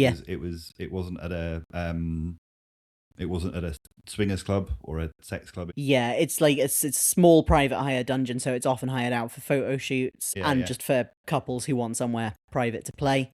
Yeah. There's not a lot of events that run there that you can just buy a ticket for and go to. Yeah. So they are small, and it's a really friendly vibe. It was like being at a house party, except for the fact that we didn't know anyone there. Yeah. No, it was really good, wasn't it? It was just a really nice experience, and we did a few different things, didn't we? Including some waterboarding. Yes. Which some people stayed and watched. Yeah. Which was always fun. Yeah, waterboarding's a really fun one for an audience, and I think especially because a lot of people have never seen it before, or you see it very rarely. Yeah. People are always dead interested. Yeah. Even if it's not their kink, they just it's a cool thing to see happening. Yeah, intellectually fascinated. Yeah. By it. Yeah. That was really good. I have to make sure that we keep an eye out for more of those in the future. Definitely. Yeah. And then you had your big event. Yes. Your terrifying. Your Don't Scare the Newbies live. Yeah. Which was amazing, and you did Thank you. fabulous job of it. Yeah. And you got involved a little bit, when we got to the Q&A bits, you were quite happy to sort of jump into conversation with your perspective on things, which was really helpful. But yeah, I found that very, very scary. You would think with the amount I talk on the podcast and on TikTok and stuff, I'm pretty chill with public speaking, but it is very different live. The lack of ability to edit, the fact that you can see people staring at you while you're doing it. Yeah. You can't just go, oh, the number of people looking at this is just a number on a screen. No, those are people. Those are actual people. But I'm really proud of myself for doing it, and it went well, which was awesome. It should be. It was really, really good. And that was with Nat of the Northeast Life Art Project. Yes. So she kind of guided the conversation and was almost in an interviewer role with me to keep things flowing. Yeah. We had an amazing episode with her. That was another highlight for me of the episodes we've done was Be the Banana with Nat. And as we sit today, it is Boxing Day. Boxing Day night. Yes. So we had Christmas yesterday. We had Christmas at home. Yes. You cooked an amazing Christmas dinner. Thank you. Did such a good job.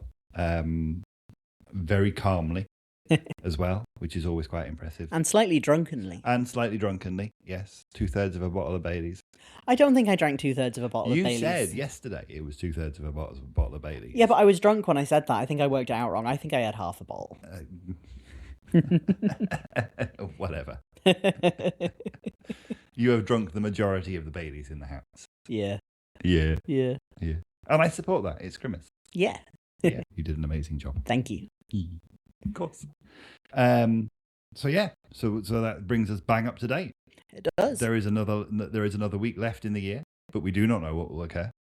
Anything could happen. We haven't done it yet. You're just staring blankly at me now. You're not quite sure what to say. No, I started thinking about things that might happen, and then I started thinking about like extreme sexual violence you might do to me, Mix, and then I just started buffering. Just started zoning out. Your mind was somewhere else. Yeah. Well, why don't we do one last? Yeah, last chunk of questions, Mix, and then we'll talk about yeah. some plans for the coming year. Yeah.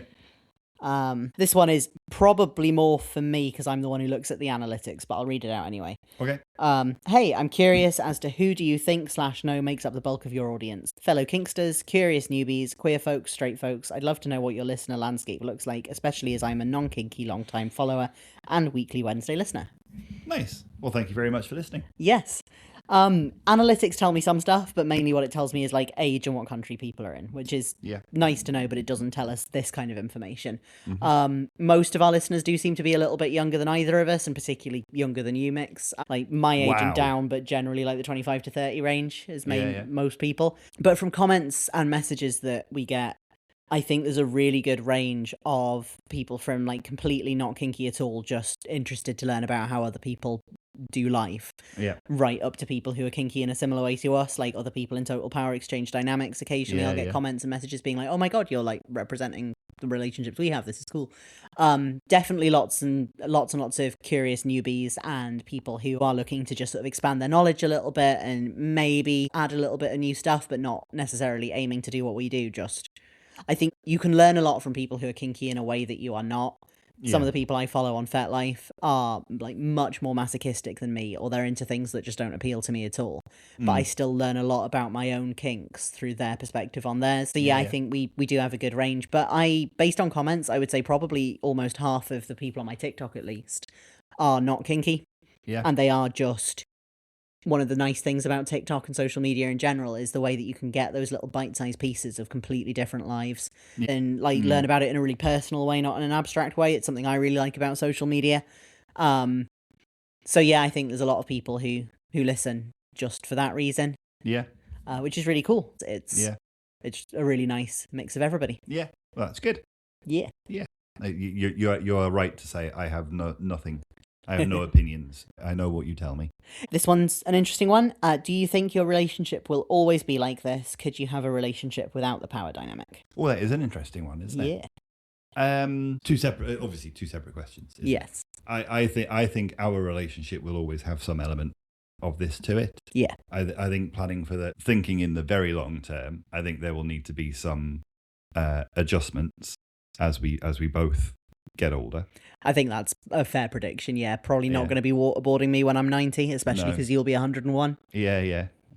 But I think there are probably ways that we can kind of maintain the type of dynamic that we have within our relationship, just in different ways. Yeah, like power exchange doesn't require play at all. I definitely hope we'll always be playing to some level, but even if we reached a point with age or health where we just weren't interested in play at all and that wasn't a feature anymore, that doesn't mean you can't have a power exchange, and I would always want to, for sure. Yeah, definitely.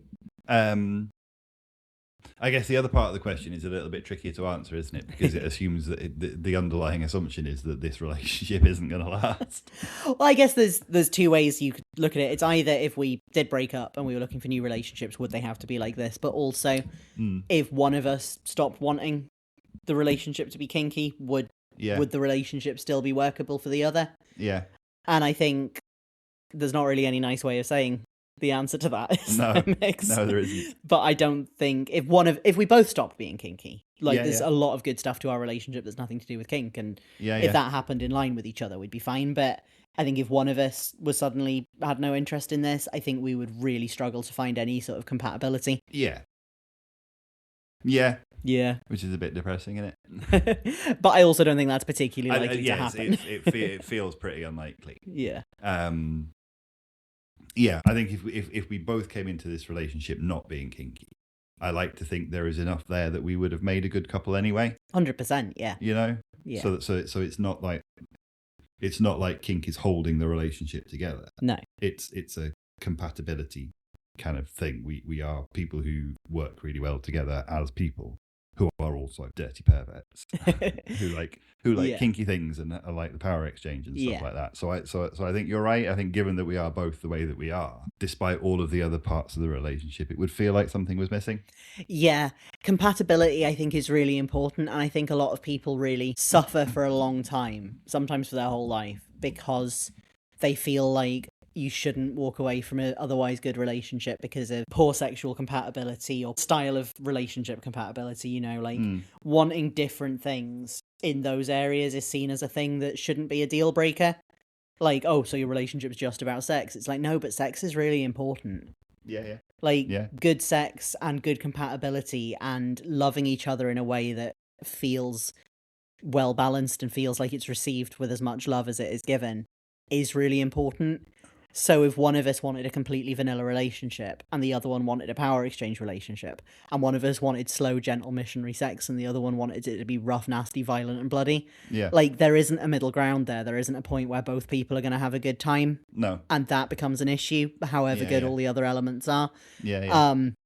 It's not something I feel like we have to worry about because you've been kinky for 20 years and wanted something like this the whole time. And I've been kinky, consciously kinky for less time, but have been unsatisfied in every vanilla relationship I've attempted and only started feeling actually capable of love in relationships and capable of desire in relationships when I started integrating kink. Yeah. So unless one of us gets lobotomized, we're going to continue to want these same things. Yeah, I think so. And I suppose that also answers the other perspective on that question is worst case scenario, our relationship ends. I think we're probably both saying that we would want something similar, not a carbon copy, but a relationship with another kinky person who is interested in a power exchange in a compatible way. Yeah, absolutely. Like when me and my ex split up, I wasn't actively looking for another relationship as soon as I found you. That was a surprise. Yeah. But I knew that there would come a point where I wanted a relationship, and I knew from the day that me and my ex split up, I knew that what I'd be looking for would be either a total power exchange or something approaching that, like a very heavy dynamic. Which is part of where some of the panic came from. It's like, where the fuck am I going to find that person? And then I found you immediately. Yes. Yeah, here I am. Hello. Yeah. There was one more question that I was going to ask, because that actually follows on really well from what we were talking about. What are your favourite / non-negotiable rules for both of us, Mix? Oh, crikey. We have so many. I know. I think for me, the two would be quite high levels of protocol. Yeah. I think I would always be flexible around the detail of the rules, but I would want that to be set up in a way which kind of really highlights the exchange of power. Yeah. So one of the things that I really like about our dynamic, one of my favorite things about our dynamic, is that there is such a big gap in authority and autonomy. Yeah. In our relationship, so as a kind of foundational structure, I suppose that would be something that would be really, really important. I think very high on the list for me is orgasm control, because that's something that just feels very, very right. And I would say free use as well. Right. Like being just available as a sexual object with no say in that is something that I value really highly. Right. That's what has sort of unlocked really being present and enjoying sex for me. Yeah. It's like feels really mentally freeing to me and gets rid of a lot of the kind of overthinking and dissociating and stuff that would get in the way of me enjoying sex. And domestic service as well. Mm-hmm. The problem is I'm going to just start listing all of the rules, but if I have to narrow it down, I think those three are like the most essential to me to make the dynamic feel like I'm in my proper place. Yeah, that makes sense. And I was going because I wasn't sure whether you were going to add a third one to it, because I was sitting here thinking I'm really surprised they haven't said domestic service. Yeah, because that does seem really important. It is really important. Yeah, to you. But I think if like gun to my head, I had to pick between free use and domestic service, I'd probably have to pick free use, right? Because otherwise, I'm never going to enjoy sex. So it's quite important. Yeah, entirely reasonable. There's a couple of highlights that didn't make it into my outline that I feel like are worth mentioning. Findom is one of them. Starting to experiment with Findom has been really fun over the last couple of months. Yeah. No, it has been surprisingly fun. Yeah. Because it's not that I wasn't sure about it, but when we first started experimenting with it, it felt like something that you would get a lot more out of than I did. Yeah. But actually, I get quite a lot out of it as well. So one of the things that's been really good about this podcast is starting to unpick a little bit where my kinks come from. Yeah. And a lot of them are about power and control. Yeah. And there is a real element to that around kind of the Findom, but also the financial control that we've agreed as part of our rules as well. Yeah, it's something I've talked about before, I think in our episode about the rules, how it's actually taught me a lot more kind of financial literacy and self-control with overspending and stuff like that's been really good for me. Yeah. Adding the Findom element of that has really helped me with budgeting as well, because I actively want to budget better and save money. Yeah. So I have that little pot for you to play with. Yeah. And this will be something we probably will do a full episode on at some point. Yeah. But we kind of play with quite token amounts of money, like money that I could afford to lose. I have complete control over how much budget I make available to you. Yeah. And then you can drain it in whatever way pleases you. And it's a really fun, like light-hearted and quite low stakes way of playing with Findom that it can actually be something that's really quite playful and sweet and silly. Yeah. And still really hot. Another thing that somehow I missed entirely out of the outline is that in August we signed our indefinite contract. Oh God, yes we did. Yeah. We just skirted over that. I know. And to be fair, I think we have talked about it before when we did the episode about contracts. I think we did talk about it then. Yeah. But yeah, like our first contract that we signed was a 12-month term. Yeah. So we reviewed it in August and agreed to sign essentially it's permanent unless we decide to end it. Yeah. Or replace it in some way. Yeah. So that's awesome. And we still review it, don't we? Yeah. We intend to review it on an annual basis just to see how it's working. But yeah, there's no end date to it. Which is really nice. Yeah. Which is really good. One thing that's going to feel like a really small thing that has really stuck with me this year was from Pride. And it's not the fact that you drank 2 bottles of wine/vinegar in rapid succession during the day. Messy. At Pride. Messy. It was when we were on the march. Uh-huh. And just as we were coming past Haymarket, which is a bus station in Newcastle, there was 2 people giving out hugs to people. And you went... Oh no, I'm crying already, for fuck's sake. And you went and got hugs from those people. And it sticks out in my head, A, because it was just a really beautiful thing.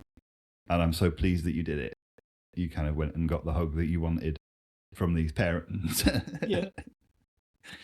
But also, it's the kind of thing that, you would expect someone to take a picture of, I suppose, or make a video of it or stuff like that. And I was like, no, I'm not going to do that. Even though we're standing in the middle of a really busy street surrounded by hundreds of people on the Pride March. That's a moment just for them. Yeah. And I was really proud of you for going and getting it. But I was also really privileged to see it. Oh, you're so sweet.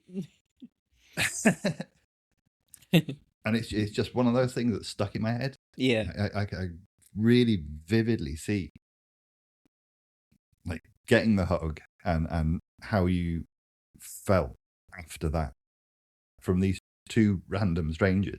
Yeah. Who were giving out hugs to people who don't get hugs from their parents. Yeah.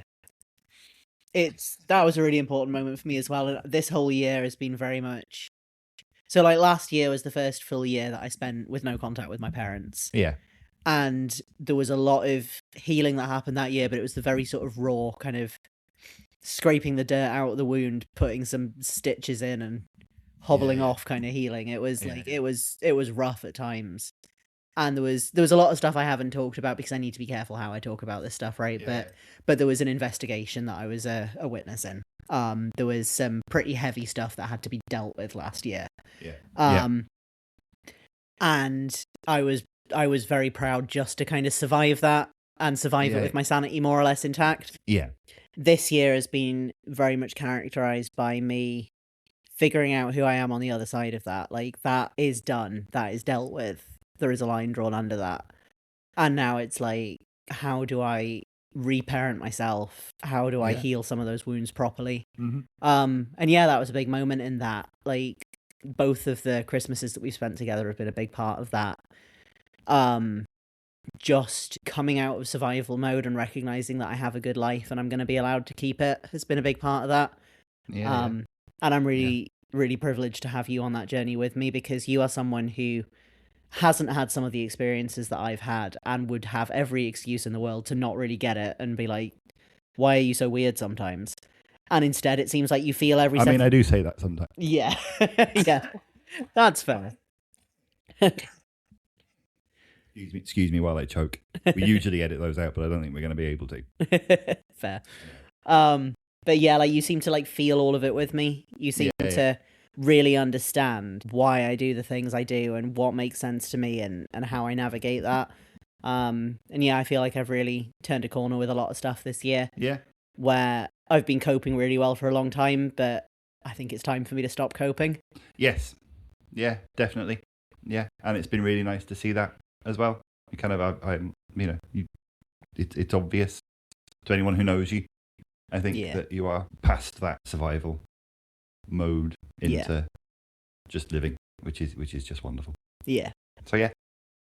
I don't know how you're gonna edit out the me splutter crying while I was trying to describe that memory. Yeah. It's a good thing we don't do video because we both look a mess now. Yeah. You got me. Yeah. So I thought we'd just very briefly, because we have been recording for a very long time. Have we? How long? 3 hours, Mix. Jesus Christ. Fuck my life on the edit. So, kinky intentions for 2026. So I've got myself a little list this year. I've been more organised than I was last year. Nice.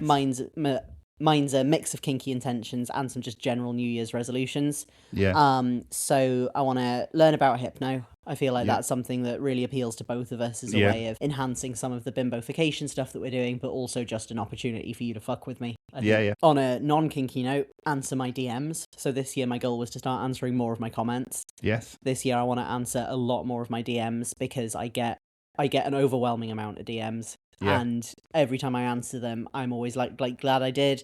Mm-hmm. I want to do more of that because, like, if I'm on social media, I should be social. True. That is the point. Yeah. I want to run at least 10 kilometers. Nice. I'm currently doing a Couch to 5K program, which I'm very close to completing. And at the start of it, I was like, I'm never going to run more than 5K. And now I'm like, could double it, maybe. Yeah. I want to plan ahead better for events and classes to get to more stuff and develop some closer friendships in kink. I'm enjoying the little bit of a step back we've had from just going to events for the sake of going to events, whether they suit us or not. Yeah. But I think the cost of that has been that people that I used to enjoy seeing a couple of times a month, I now sometimes go 3 or 4 months without seeing. Yeah. And so making a conscious effort to develop some closer friendships and build the friendships that I have to be closer would be a good way of dealing with that. And my final one is get over my imposter syndrome and gain more audacity. Nice. And I think you should. Yes. I think you should. And you started that today. Yeah. In this very episode. I promoted our Patreon. Yes, you did. Yeah.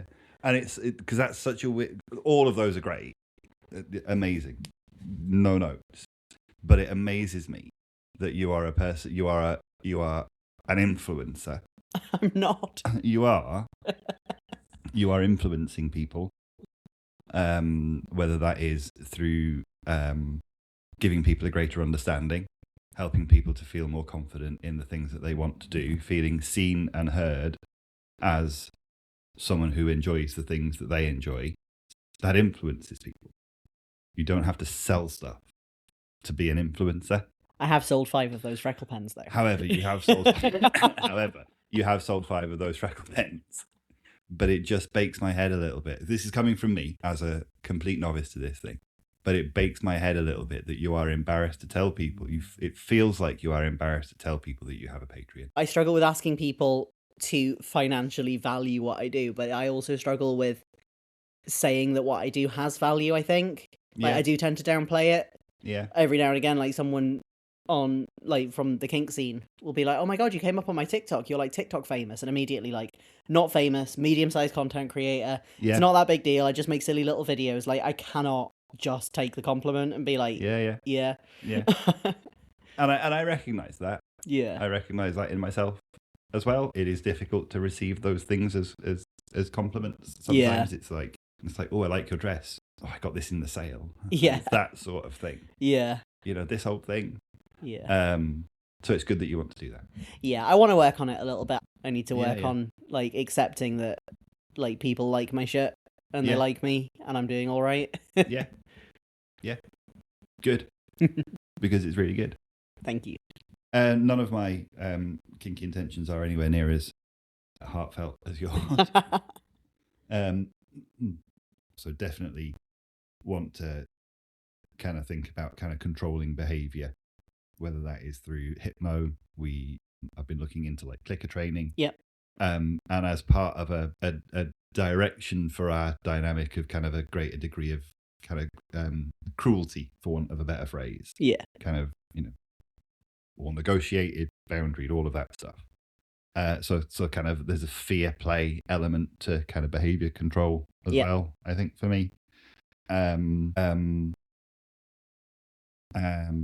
think there's something that I need to develop around discipline and being firmer and clearer in discipline, which I think you would support.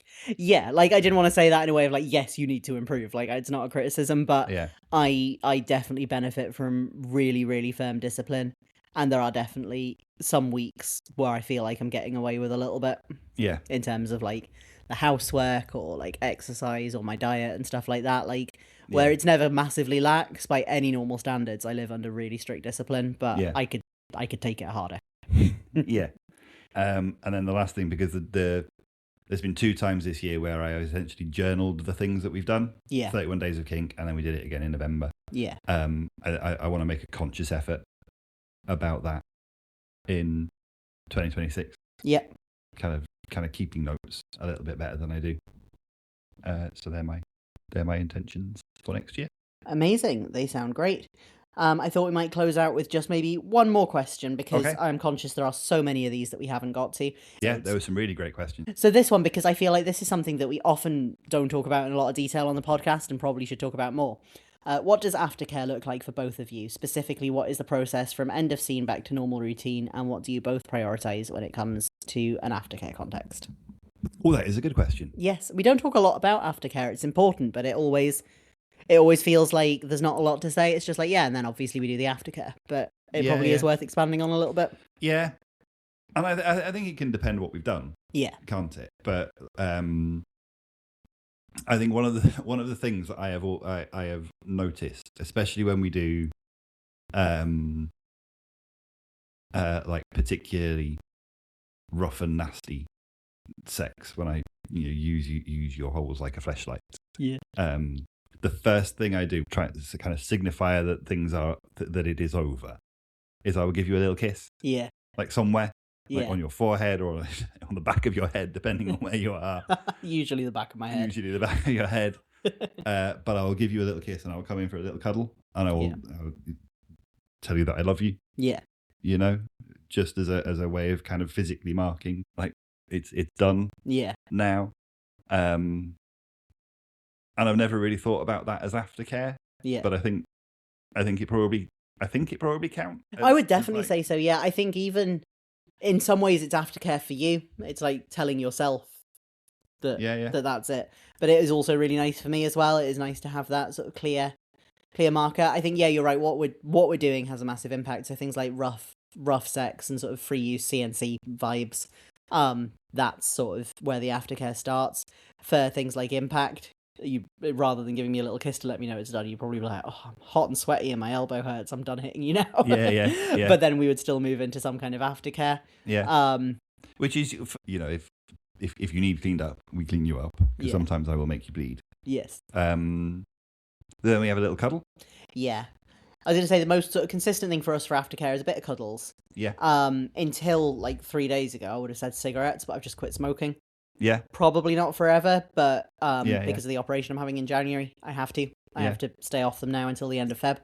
So yeah, cigarettes used to be a big important part of my aftercare routine. Was finish playing and almost immediately it's like, right, I need to smoke now. Yeah. A little bit of a cuddle and a chat through what we've done, especially if it was something new or heavy. Yeah. A little bit of a debrief. Yeah. I would say for you, sometimes you need a bit of reassurance as well, particularly for heavy psychological play. Yeah. So that debriefing will often be sort of me reassuring you that you did good and that I know you don't mean it and that I'm okay and all of that stuff. Yeah. And sometimes almost in opposition to what we've just said, especially if it's kind of a really psychologically intense thing that we've done, is sometimes I just need a couple of minutes on my own, and then I can come back and we can do the cuddles and the debrief and the reassurance. But sometimes I just need to not be there, and just go and get a little bit of fresh air, maybe have a cigarette. But and kind of cigarettes sometimes when you were smoking, often they would be in the bedroom.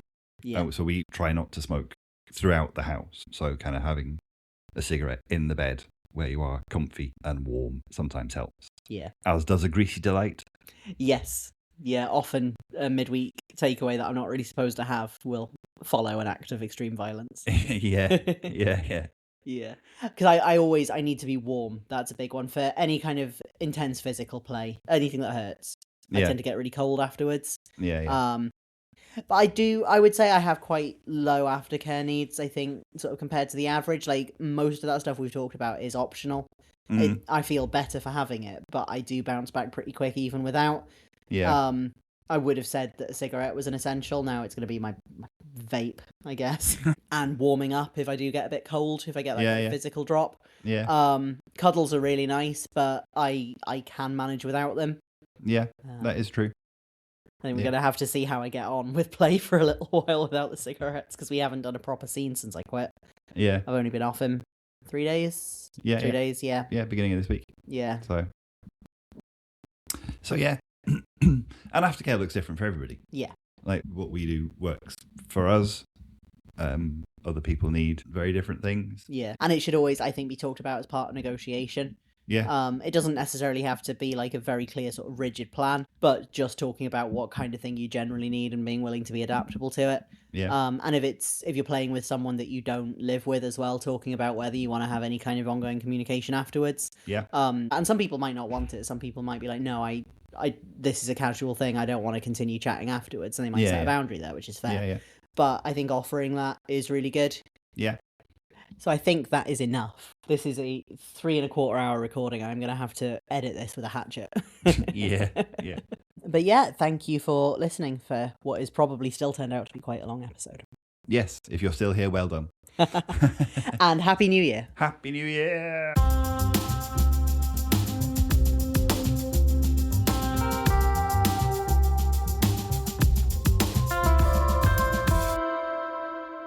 Thanks for listening to this week's episode of Don't Scare the Newbies. You can support us on Patreon for a whole extra episode every month, and head to kirizal.com for my blog and links to everywhere else you can follow me. See you next time.